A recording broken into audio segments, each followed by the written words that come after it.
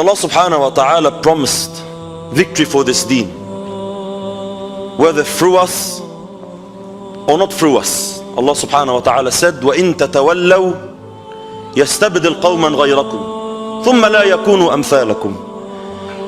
If you don't give victory to this deen, if you don't support this deen, you don't stand by this deen, Allah subhanahu wa ta'ala will exchange you. But victory is coming for this deen, have no doubt in your heart. It's a matter of whether you are part of the assistance for this deen or you are deprived. Now, what's responsibility on my back? What change do I have to bring in my life? Nothing, my brothers, is established in this deen without two things. Please understand this. Number one, there's ignorance in the ummah of Muhammad sallallahu alayhi wa sallam. There's lack of awareness. We are unaware. Enemies of Islam have been working on this ummah for centuries, and they have succeeded big time in making us ignorant people of our deen. We are unaware of our responsibilities. I don't know what is required of me. I don't know how to please Allah. It is sad. It hurts us, my brothers. Wallahi al-azim, it hurts us. It hurts me personally to see that the ummah of Muhammad is shocked. We are shocked that enemies of Islam are not just. We are shocked that enemies of Islam are not showing us sympathy. We are saying, look, look, every day we're claiming, we're protesting. Look, the enemies of deen are not just. Look, the enemies of deen are hypocrites. Look, the enemies of deen are not helping the civilians. Look, they are silent. Look, they are this. What do you expect from your enemy? Why is it that you are expecting your enemy to look after your deen? It's exactly a funny example. Imagine someone in a boxing ring. He enters the boxing ring against an opponent. He's fighting with him and then he gets punched. So instead of fighting back, he goes to the audience and says, look, he just punched me, that's unfair. Why is he punching me for? Why is he violent?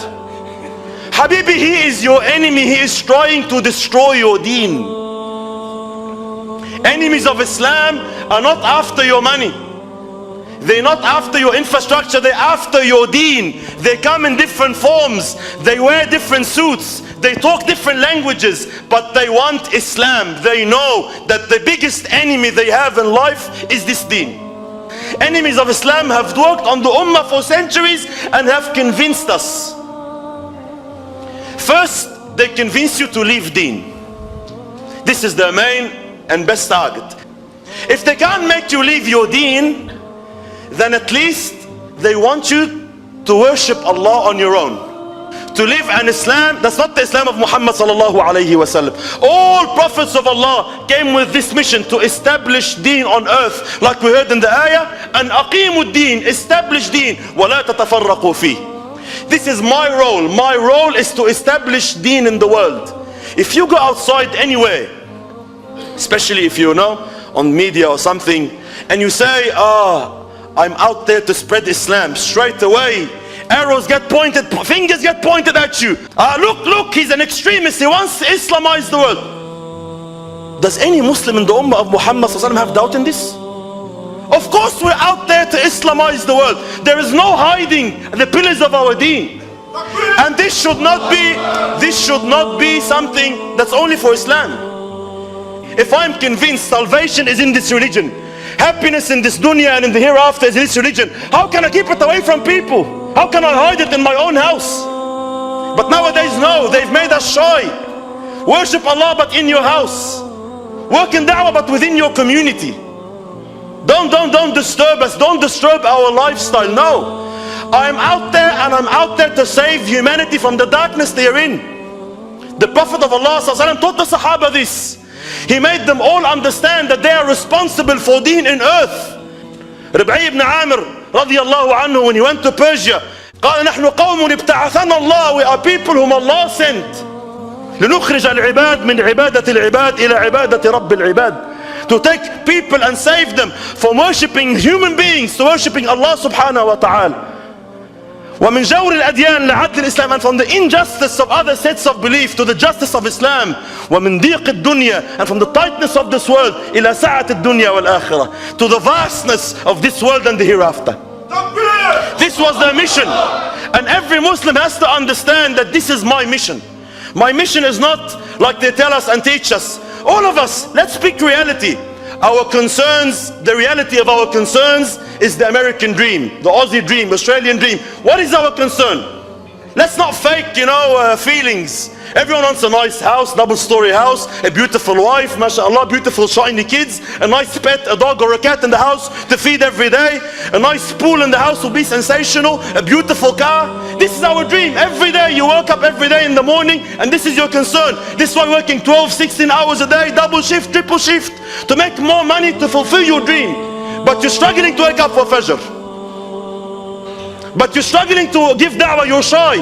This is why we say awareness is important. Yes, we are outside there to save humanity from the injustice it is in and spread the word of Allah peacefully. We're not saying, oh, we're going to force people, we're going to kill people. لا إكراه في الدين. But yes, we are out there to spread the message of Islam, and this is my responsibility. It's not our responsibility.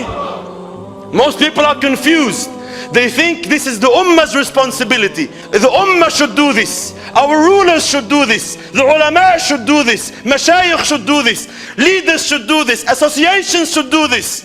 Allah subhanahu wa ta'ala on Judgment Day will not ask you, what did the President of Egypt now do?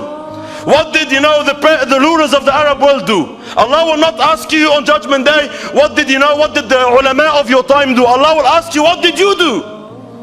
What did you do for Islam? What did you do to the brothers in Syria? What did you do brothers in Palestine? How did you sleep at night knowing that Al-Masjid Al-Aqsa is occupied? Well, how did you sleep at night? This is the question you will be asked. So it's important, number one, to understand our deen is not only 5 times prayer in the masjid, praying tahajjud at night. It's an important part of our deen. Yes, but our deen is more than this. The biggest misconception we have is deen is the 5 pillars of Islam. No. قال صلى الله عليه وسلم بني الإسلام على 5. Islam as a building was established on 5 pillars. When you moved to your house, did you move into a skeleton of foundation and a couple of beams?